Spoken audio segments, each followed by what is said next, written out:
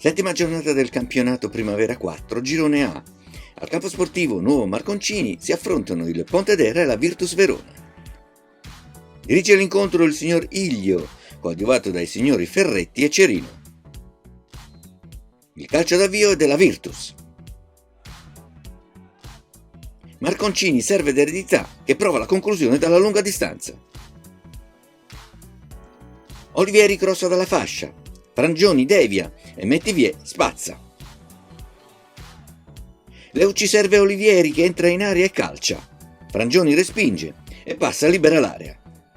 Al 22esimo Leuci resiste alla trattenuta di un avversario. L'arbitro concede il vantaggio e Leuci riesce a lanciare Ambrosi. L'attaccante della Virtus è in sospetta posizione di fuorigioco, supera il portiere in uscita e segna.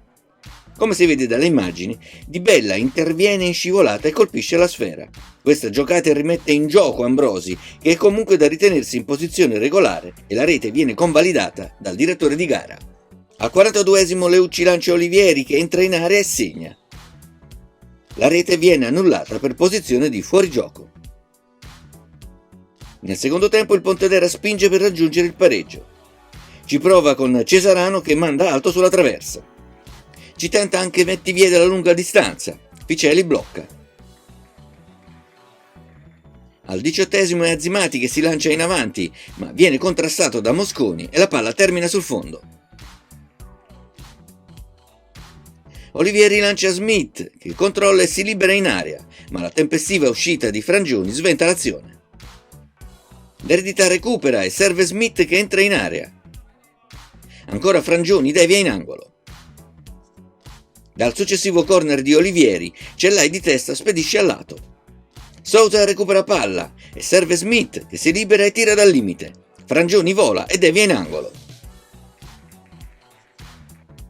Mettivier ci riprova dalla lunga distanza, la sfera termina al lato. Al 42esimo Salvadori prova la conclusione che termina alta sulla traversa. Un minuto dopo Casadidio con una finta si porta sul fondo e crossa. Ficeli tocca la sfera che giunge a Salvadori che mette la palla in rete. 1-1.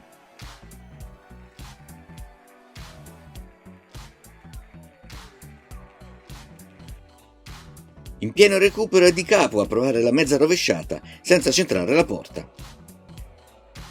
Primo tempo favorevole alla Virtus che passa in vantaggio. Nel secondo tempo il Pontedera ci ha provato con insistenza, rischiando il contropiede degli scaligeri. Il Pontedera viene premiato per la tenacia messa in campo. Nella Virtus continuano a pesare le assenze per i tanti infortuni. Nel secondo tempo infatti erano ben 5 i 2006 schierati da Mister Facci. Risultato finale: Pontedera 1, Virtus Verona 1.